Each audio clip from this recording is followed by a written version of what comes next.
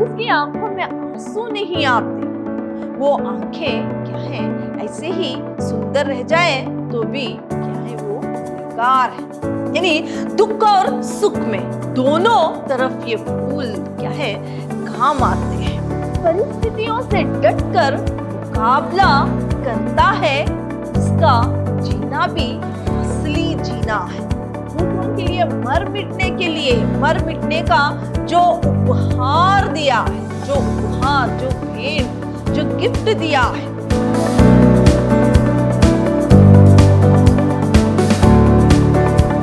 प्रणाम, मैं रिहाना साथी उत्तम विद्याश्रम की हिंदी प्रवक्ता। मेरे प्रिय विद्यार्थियों, थर्ड सेमेस्टर के जो बीकॉम, बीबीए और बीसीए के जितने भी विद्यार्थी हैं उनके लिए लास्ट सेशन मैंने महादेवी वर्मन जी की यानी पिछली कक्षा में महादेवी वर्मा जी की जो मंदिर का दीप है इस कविता के बारे में मैंने आपको जानकारी दी थी। आज मैं आपको इन्हीं की और एक कविता जो मेरे मिटने का अधिकार है, इस कविता के बारे में मैं आपको जानकारी दूंगी। मेरे मिटने का अधिकार जो कविता है, सगिनी गीत जो इनके गीत है सगिनी, इससे लिया गया है। इसमें महादेवी वर्मा अपने विरह को अनंत बनाने के लिए स्वर्ग की नहीं, यानी अपने विरह को अनंत बनाने के लिए स्वर्ग की नहीं कामना करते हुए, वो स्वर्ग की कामना ना करते हुए बार बार जो जीने और मरने की जो कामना है, यानी जीने और मरने की जो कामना है उसे प्रकट करती है, उस इच्छा को प्रकट करती है। पहला स्टैंजा इस प्रकार है।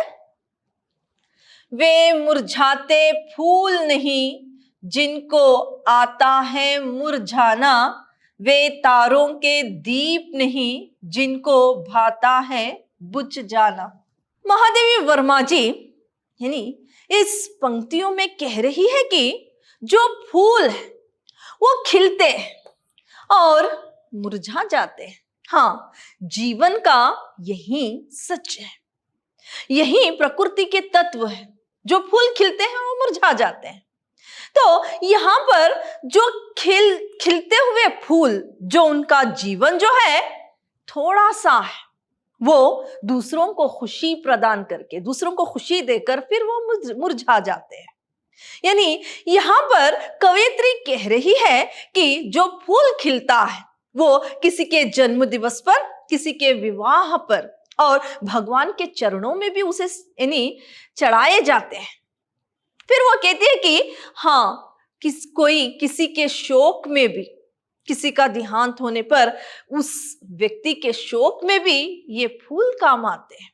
यानी दुख और सुख में दोनों तरफ ये फूल क्या है काम आते हैं। फिर वो बताती है कि हाँ, फूल खिलते हैं और मुरझा जाते हैं, प्रकृति के तत्व हैं। जो खिला हुआ फूल मुरझाना आवश्यक है, अगर ऐसे ही वो खिलकर रह जाए तो वो बेकार है, यानी ऐसे ही खिलकर रह जाए तो उसका जीवन बेकार है। मुरझा जाना ही प्रकृति का तत्व है। फिर वो कहती है कि जो तारे हैं वो क्या है आसमान में टिमटिमाते रहते हैं, उनमें रही थोड़ी सी ही रोशनी दूसरों को खुशी प्रदान करती है, दूसरों में उम्मीद को जगाती है। वो टिमटिमाते हैं और टिमटिमाना ही प्रकृति का तत्व है। वो जो थोड़े समय के लिए वो जो टिमटिमाते हैं दूसरों को खुशी प्रदान करते हैं, दूसरों को थोड़ी बहुत रोशनी ही प्रदान करते हैं। संसार में वो रोशनी को देते हैं, थोड़ी ही रोशनी वो बिखरते रहते हैं। तो ये क्या है, उनका जीवन सार्थक है, यानी मुरझा जाने में भी वो जीवन सार्थक है और दूसरों की मदद करते हुए, दूसरों के लिए खिलकर मुरझा जाना, दूसरों के लिए टिमटिमाना और रोशनी देना भी उसका जीवन सार्थक है। इस तरह से कवयित्री इन पंक्तियों में कह रही है, यानी जो जीवन की सच्चाई है, इंसान भी जब तक उसकी आयु है तब तक जीता है, फिर वो क्या है मृत्यु को प्राप्त हो जाता है, यानी वो क्या है मर जाता है। लेकिन जो उसका जीवन था उसमें उसने क्या है, दूसरों के लिए कितना हित किया है, दूसरों के लिए कितना परोपकार किया है, ये महत्व रखता है। इस तरह से क्या है, महादेवी वर्मा जी इन पंक्तियों में कहती है। अगला जो पंक्तियां हैं इस प्रकार है। वे सूने से नयन नहीं जिनमें बनते आंसू मोती, वह प्राणों की सेज नहीं जिसमें बेसुध पीड़ा सोती। महादेवी वर्मा जी इन पंक्तियों में कह रही है कि जो आंखें बहुत सुंदर है, लेकिन किसी किसी की पीड़ा देखकर, किसी के दर्द को देखकर जिनकी आंखों में आंसू नहीं निकलते, जो आंसू नहीं निकलते, वो आंखें क्या है, बेकार है। जिसके किसी के दुख को देखकर जिसके मन में क्या है, जिसके हृदय में दुख नहीं होता, जिसकी आंखों में आंसू नहीं आते, वो आंखें क्या है, ऐसे ही सुंदर रह जाए तो भी क्या है, वो बेकार है। फिर कवियत्री कहती है कि वो आंखें भी क्या जिसमें आंसू नहीं बनते, दूसरों की पीड़ा को देखकर, दुख को देखकर जिसके मन में दुख ना पनपे, जिसकी आंखों में आंसू ना हो, वो आंखें भी क्या है। फिर कहती है कि जो आंखों में आंसू आते हैं उसी से आंखें सुंदर बनती है, नहीं सुंदर दिखती है। जिसकी आंखों में आंसू आते हैं दूसरों की पीड़ा को देखकर, दूसरों की वेदना को देखकर, वही आंखें सुंदर है। चाहे जितनी भी सुंदर आंखें क्यों ना हो, जिसकी आंखों में किसी के लिए दुख ना हो, दर्द में, किसी के दुख में दर्द में ना बहे, वो आंखें ही क्या। इस तरह से इन पंक्तियों में क्या है, महादेवी वर्मा जी कह रही है। अगली पंक्तियां इस प्रकार है। वे नीलम के मेघ नहीं जिनको है घुल जाने की चाह, वो अनंत ऋतुराज नहीं जिसने देखी जाने की राह। यहाँ पर नीलम के मेघ, नीलम के मेघ का अर्थ है नीले मेघ। इन पंक्तियों में महादेवी वर्मा जी कह रही है कि जो नीले बादल है, जो नीले मेघ, वो क्या है, ऐसे ही बनकर ऐसे ही गिर पड़े तो वो बादल ही क्या, जो ऐसे ही बनते हैं ऐसे ही गिर पड़ते हैं। जो बादल हैं वो जब गिरते हैं तो बरसात में मिलकर, जब वो क्या है, दूसरों के हित के लिए इस भूमि में जब गिरते हैं, यानी ऊपर से जब नीचे गिरते हैं तो दूसरों के हित के लिए गिरे, दूसरों के लिए थोड़ा ही उनका जीवन है। बादल बनते हैं और क्या है, बरस जाते हैं। वो बादल ऐसे ही बरस जाए तो क्या है, ऐसे बादल ही क्या जो बारिश में, जो बरसात में ना मिलकर उसमें ना घुले तो वो मेघ ही नहीं है। फिर वो कहती है कि वो ऋतु राज ही क्या, यानी जो ऋतुराज, ऋतु का काम ही क्या है, बदलना है।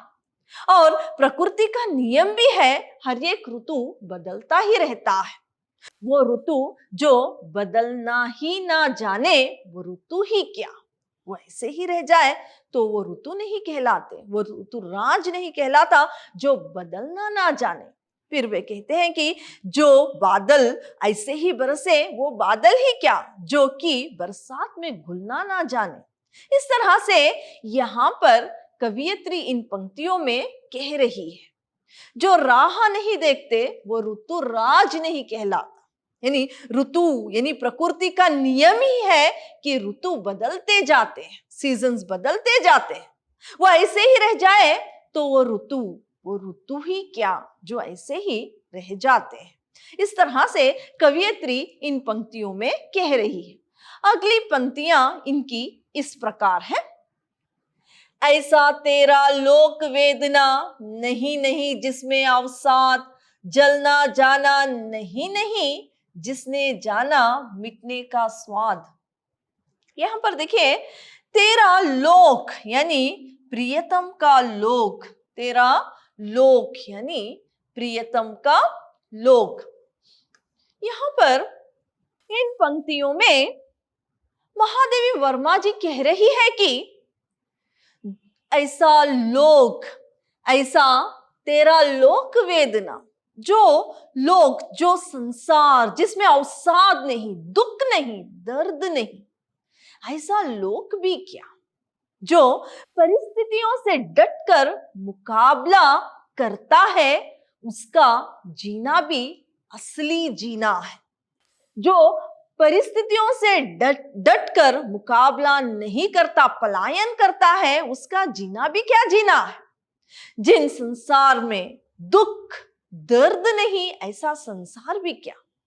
फिर वो कहती है कि इन पंक्तियों में जो क्या है, जिसमें जो आग है उसमें कोई जलना नहीं सीखा, तो उसका जीना भी क्या है। यानी जो दुख पर, यानी जो दुख आता है, उसको, उस दुख में जो जीना नहीं जानता, जो जलना नहीं जानता, जो दुख को क्या है, दुख, जो दुख में जीना जानता है, वही असल उसका जीना है। फिर कवियत्री कहती है, जिसने क्या है, जलना नहीं सीखा, उसका जीना भी क्या।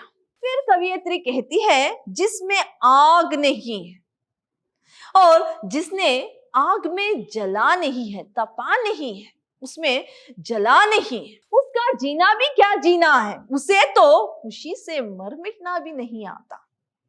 जिसने दुख में जीना जाना है, जो दुख को सहा है, उसे खुशी का महत्व भी पता है। जो हमेशा खुशी में, यानी खुशी में अपना जीवन बिताता है, उसे क्या है, दुख क्या है, दर्द क्या है, ये नहीं जाना, तो उसे दुख का क्या है, एहसास ही नहीं रहता। उसका जीना भी क्या जीना है। जो दुख को, अवसाद को, जो वेदना से गुजरता है, उसे क्या है, खुशी के महत्व का भी पता लगता है, उसे खुशी का महत्व भी पता है, वो खुशी से मर मिटना भी जानता है। इस तरह से इन पंक्तियों में महादेवी वर्मा जी कह रही है। अगली पंक्तियां इस प्रकार है। क्या अमरों का लोक मिलेगा तेरी करुणा का उपहार, रहने दो हे देव, अरे यह मेरे मिटने का अधिकार। यहाँ पर अमरों का लोक, अमरों का लोक का अर्थ है स्वर्ग। देखिए, उपहार, उपहार, गिफ्ट, भेंट।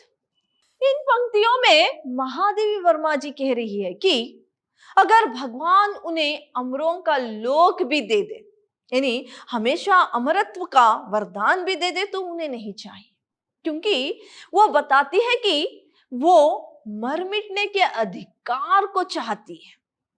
फिर वो कहती है कि हे भगवान, जिसके मन को तुमने करुणा से भर दिया है, दूसरों के लिए मर मिटने का जो उपहार तुमने दिया है, जो दूसरों के लिए मर मिटने का अधिकार दिया है, उससे मैं खुश हूं, ना कि मुझे अमरों का लोक चाहिए। इस तरह से अपने मन की इच्छा को महादेवी वर्मा जी यहाँ पर प्रकट करती है। इस कविता में कवियत्री क्या है, जीवन की अनुभूतियों का महत्व के बारे में बताती है। इस कविता में कवियत्री वेदना, जीवन में जो वेदना की अनुभूति है, उसके महत्व के बारे में बताती है।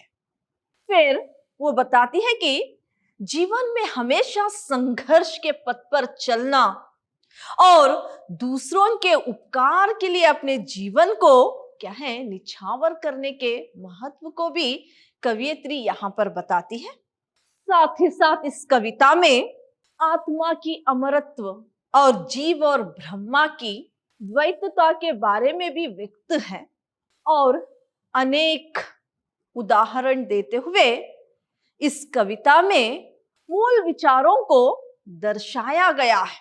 अनेक क्या है, यहाँ पर अनेक उदाहरण देते हुए, प्रकृति के तत्वों को लेते हुए इस कविता में क्या है, मूल विचारों को व्यक्त किया गया है, मूल विचारों को दर्शाया गया है।